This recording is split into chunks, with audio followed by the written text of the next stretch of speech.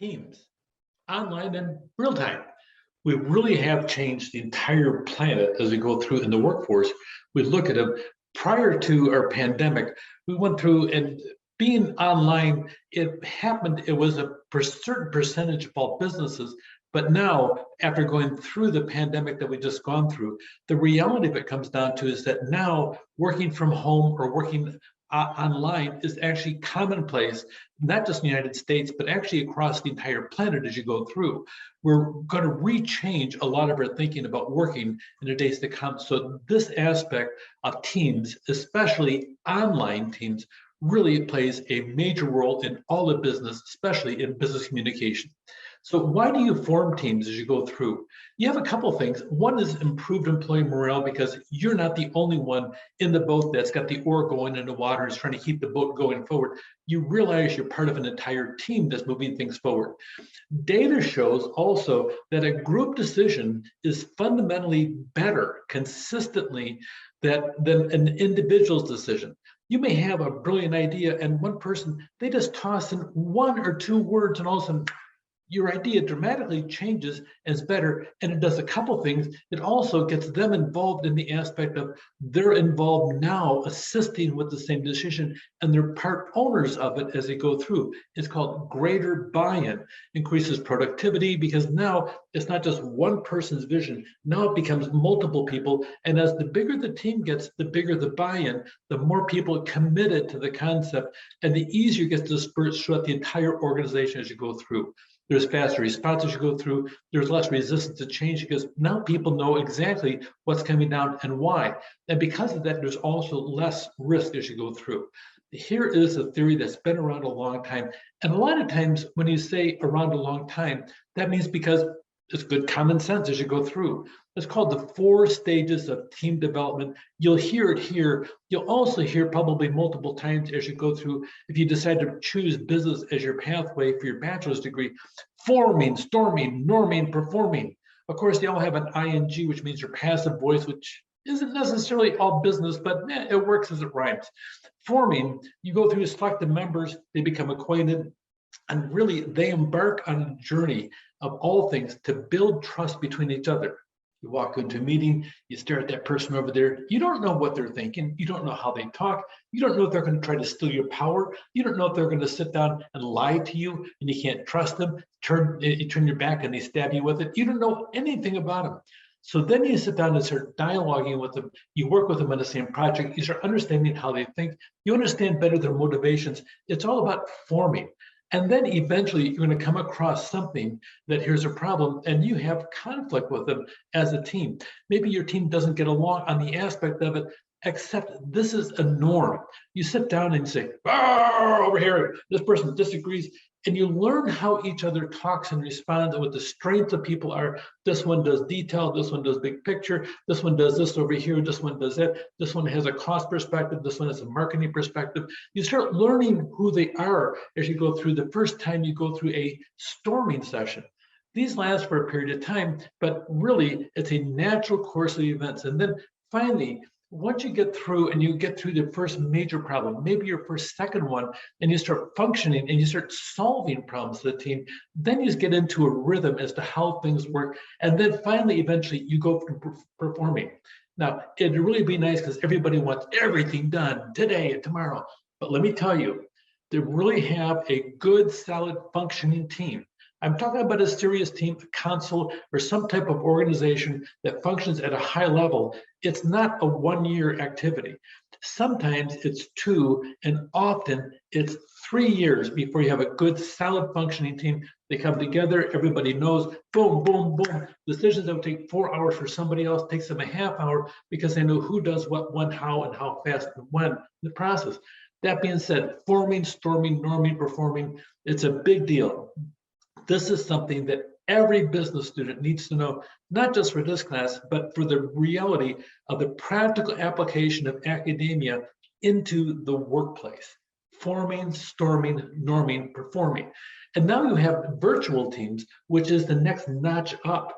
You're dealing with somebody you don't know, You don't know their culture. You don't know anything about them. They speak a different language, and English could be a second language, or maybe you're saying Mandarin Chinese and you're rusty at it. You don't know how to pronounce things. Maybe you're speaking Italian, you don't know, because you're dealing with a virtual team sometimes outside of your country. In the process, you got to coordinate tasks across timelines. So you're going to share things. So your partner over in Germany has to get up at 3 o'clock in the morning for a meeting. You're there at 9 o'clock, and your friend over in India, they're at 4 o'clock in the afternoon. Oh my gosh, the world is crazy. So what are you going to do? Next time it's your turn to get up at 3 in the morning. Ha, there you go. That's how you go to solving things. Actually, that is. So it really becomes tough, especially it's easier to participate and collaborate locally than actually doing it across the entire planet as you go through. A lot of times accomplishes the shared task without face-to-face contact at all. Sometimes it's a matter of just emails you go through. Hopefully you'll have some type of Zoom or some other type of call as you go through, some type of team call to sit down and get people together and talk. Positive team behavior, the best way to enforce that is that all you come together and you set up some formal rules and abide by them. Sit down and take your agenda. Make a mission up for your team and put that on your agenda as you go through your name of the committee, your mission, and then who are the attendees, and then track them every single meeting for attendance as you go through. Analyze tasks, and of all things, the hardest thing about tasks is defining the problem. Once you define the problem and make certain, by the way, everybody is on the same page as what the problem is. That is a problem if you don't know what the problem is. So that being said, contribute information and ideas together, show interest, listen actively. Sometimes that means stop talking so you know what the rest of the team is saying as you go through. Encourage members to participate. When you go around the table on something and somebody doesn't talk, the chair needs to sit down there and do their job. Otherwise, get out of the chair, let somebody else lead the group and say, you know what? I noticed you didn't say anything about this topic. We want your opinion. You do that for a couple of reasons. Number one, that person, a lot of times the ones who don't say anything have some of the best ideas, and they're holding back because some of the blather that's been going on, they just think is really dumb because they're missing the whole point. And sometimes they're 100% correct. Other times you want to make certain they can't escape that meeting by saying, nobody asked my opinion. I don't think we should follow what they say. You don't want them to get away with that. You want them to be able to speak up, because that way they have ownership in the decisions of the team, and they can never say they didn't have a chance to talk. Negative team behavior, sometimes people block the ideas of others because they want to listen to themselves talk, or they think theirs is better. Insult and criticize people. Don't allow that to happen. Don't waste a group's time by somebody talking too much, and don't make stupid jokes or improper ones in comment as you go through. And often committees will just sit down and they'll chase a rabbit down this trail over here, a rabbit down this trail. They have a tendency to sit down and not stay on task. And make certain you get everybody to participate. Define success, agree on the purpose, confront contact, stay small and embrace diversity. Get people with that think differently than you do and differently from each other. I always have what I call the 2 pizza rule on teams. 2 pizzas, if the committee can't be fed by 2 pizzas, then the committee is too big. So it makes certain you always keep the team to a manageable level, and that depends on the chair's ability. I've been able to manage teams successfully up to 24, even 30 people. But once you start getting past 10, it becomes much more difficult because you don't have just 10 different relationships. You have one relationship with one person, and then 2, you have 2, but 3, you have 1, 2, you have 2 and 3, and then you have 1 and 3, and then you start getting this multiplying effect as you go through, as to you have different alliances shift, and people don't even know their alliances are shifting. So, and you need to work collaboratively rather than compete with each other, and accept ethical responsibilities in the process. And you need to share leadership as you go through. Here are 6 easy steps to deal with conflict as you go through. There could actually be much more, but here are some of the basic ones. Number 1, listen. You do that with these 2 things open and this thing here shut. That's how it works. Listen with these and keep your mouth shut while you're listening. Maybe somebody needs to instruct the whole committee that in a nice way, but that being said, the big issue is listen, close. Understand each other's point of view. If you don't understand it, ask questions about it. I don't know if I understand your perspective on it. Can you give me some more detail about your thoughts on, and ask them. Show you care about the relationship. You do that by listening to them. Look for common ground. Even if you disagree with them, and I disagree with other people, just because they're not as smart as me doesn't mean I'm just kidding.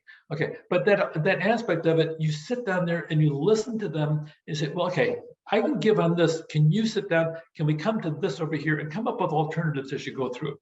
And sometimes you have to sit down and invent a new problem-solving option. Here we go.